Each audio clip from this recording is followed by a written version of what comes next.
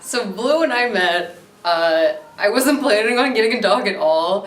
I was actually going to a Michael's craft store because I was working on like an art project, and there was a Petco next door that had a rescue organization out front.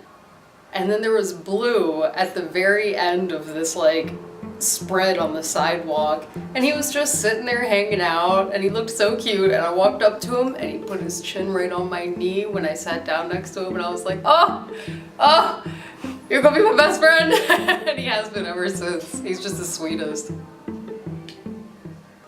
He's everything to me. I don't think that I would have had the transition from moving from Maryland and away from my family after my mom passing away. I'd spent a few years at home, and I knew I wanted to go back to school and get a bachelor's, and I decided to go to Columbia College Chicago after visiting. I really liked it here.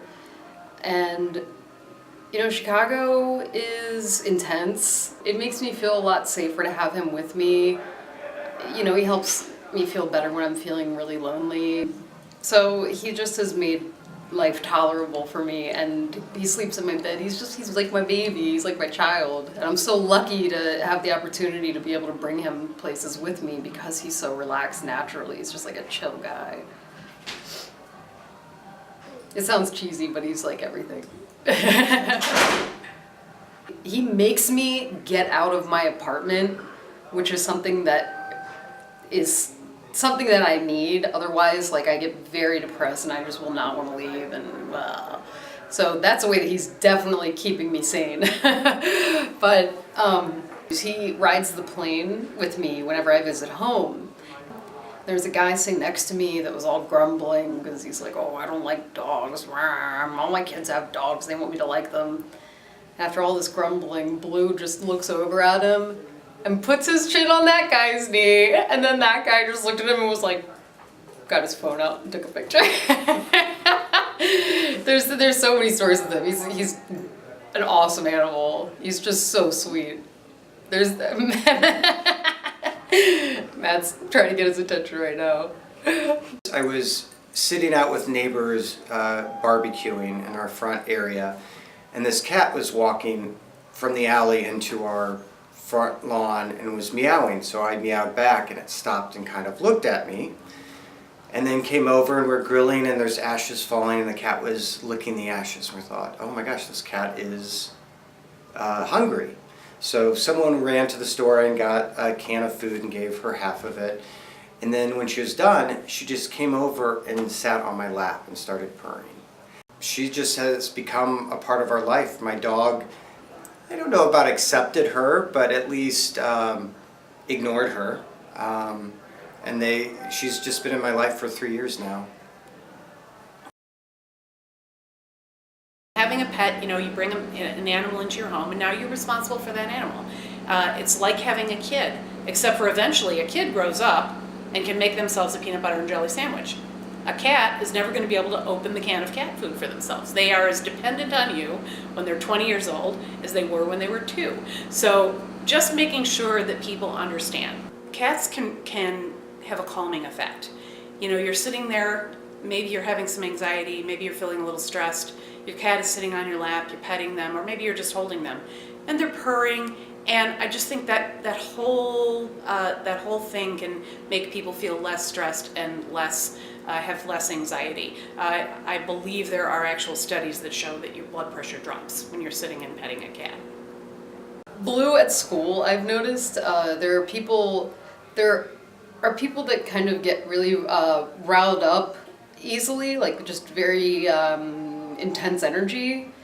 And I've noticed with having him in the room that they'll sit on the floor and pet him and calm down. And people bring treats for him at school, and he just gets so much love, and watching him bring happiness to other people and how much they love him is awesome. He has an Instagram, and people from class send me pictures that they take of him, him and I post them on there. And it's just so nice to see him bring happiness to other people too.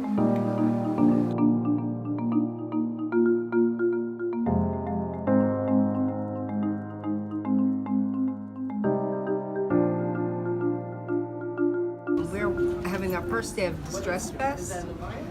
We are working Canine Therapy Corps, and they provide therapy dogs for organizations, schools, etc. They go around all over the city to provide therapy. I'm literally crying. Oh, what is wrong with me? The first time we did it, we had about 700 people that came. It's a great organization to work with, and we're happy to work with them. These dogs are all trained and with their trainers today, so you don't just get a therapy dog unless you want to have a therapy dog and then use that dog either for themselves or to go out and talk to people and have them provide therapy to others. But if they're interested in therapy dogs, I would suggest that they contact Canine Therapy Corps, and they can tell everything about therapy dogs. And as you can, I don't know if you've had a chance to go in and talk to people, you might want to do that. You can see how much it means to them. All like my problems I was worried about like 20 minutes before I got here, it just doesn't matter anymore. Giving Rocco all the affection is the main priority at this moment in time for me, so it's great. I love dogs. I have dogs at home, so it's just nice to like come here and get to like really pet and love on these dogs. It's so sweet. Dog, thanks. We asked them when they come out, what did it mean for them to see the dogs, and everybody always has a really good, positive response. Libraries had started to do therapy dogs probably about 10 years ago. We asked students what did they think about bringing dogs on campus, and the response was like, dogs. So it's like, yeah, we probably should do this. And so that's how that started. So it was a student, the student feedback was what got us to do it. Did you find something? Would you say Blue's emotionally supportive? Totally. People just respond really well to him, and I think he's emotionally supportive to everybody he's around. I think it's really important. I think it calms people down. I think it calms like a whole room down when he's in there. It means a lot. I just feel so much safer walking around the city with him, like, really. He saved my life that other day when you guys came in. I was so sad about something. Boom boom. Yeah. Yes. Two more? Yeah. Okay. Good boy.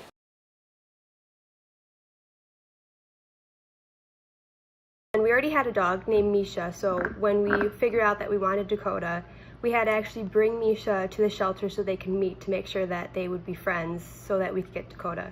So it was a really nice experience. It was really easy, and it was actually really nice that they cared so much about us and they wanted to make sure that we were a good home for Dakota. It was kind of overwhelming at first because there are so many dogs there and they're just jumping and they want your attention. Every dog starting to bark. We walked around for a good 5 minutes. We saw Dakota, and right away we were like, oh, she's the one. We want to definitely look at her. I know a lot of people who have it for anxiety or stress or like really for health related issues, and it really helps them. I think it's really good for them if they need it. I think it's nice that they can have an animal. We saw Dakota right away, and we took her outside, and she was just so happy. Her tail was wagging. She came right up to me. She jumped on me. So after that, we were like, she's our dog. We're for sure getting her. She only snores when she's laying on me, so that's really fun, and she weighs so much, so she's always crushing me, but she's just so comfy. I can't say no to her. Hi, you! In June, when my dog died, it was really hard because we've had her for so long. She was like a part of the family. So then when we got Dakota, it was really interesting because we noticed that Dakota and Maggie are so similar. They have so many things between them that remind us of Maggie, and it's just so beautiful. Animals take so much work, so you really have to be prepared, because when we were at the shelter looking for a dog, there were so many animals that were returned because their owners didn't realize how hard it would be. I have 3 dogs, and I can't even imagine not having them. They've been such a big part of my life. They make you feel so good when you come home because they're at the door wagging their tail waiting for you to come in. The thing they both have in common is it's unconditional love, and that's really what pets give to people. And a lot of people who have never had a cat might think that their version of unconditional love is different than a dog's. I don't think that it is. I think they're devoted to you, they love you, they're delighted when you come home, they don't care what you look like, they don't care what kind of day you had at work, they just are there to love you. Mary keeps a big bag of treats for him in here. Are you gonna sit down nice? Huh? I miss him. Get his tail going. Want something else? How about the other paw? No, that one. Good boy. Do you like them? Are they good? You're a good boy. Woo woo. Woo woo. Good boy. Yeah. How come you're so cute? He's a sweet. Oh. Not for you. You don't like them? These ones are like yucko. They are. Whoa whoa. Whoa. They're puppy original flavor made with real chicken. Does that mean that they're puppy flavored but made with chicken? Ew. Are you eating your little brother? Delicious. Oh, you've been chosen. Tell me if you want her off with you. Okay, I'm okay with this.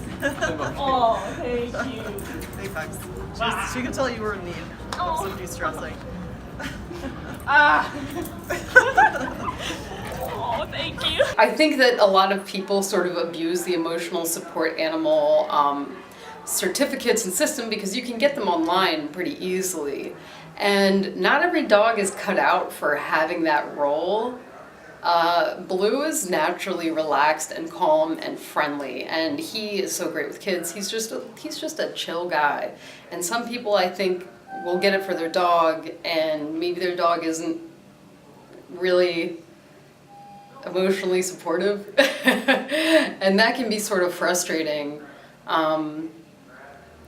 But I think they're very important for the people that really need them. It's amazing to me the number of people who bring an animal in or take an animal into their home and don't want it, and then the animal gets dumped. I mean, that's part of the problem we're trying to solve here. So if you're not into pets, by all means, be not into pets, but don't get one. So people who treat animals poorly, I definitely think that it should be a full-blown felony that you get charged with and actually have to serve time for, in my opinion. If you look at serial killers, a lot of them start out by abusing animals, and I think if you're willing to hurt animals, then you're probably willing to hurt people too. So I think it should be taken very seriously when people are abusive to animals. We are in a better place today than we were 20 years ago in terms of the way we think about animal welfare. We have a long way to go yet. We're not done. The work is probably never going to be done, but I like the direction that we're going, and I'm happy and proud to be part of it. Time now. You have to go do homework. Homework time, bud. Okay? Time to Come go to the back studio. after. Oh, did you have a little belch? Okay. Look at him. He's like, I'm ready to go. He's hoping. Where is he going? Oh, Dave, you're not giving him any more cookies, so now he's like going to the other person. Take care. I'll be back later.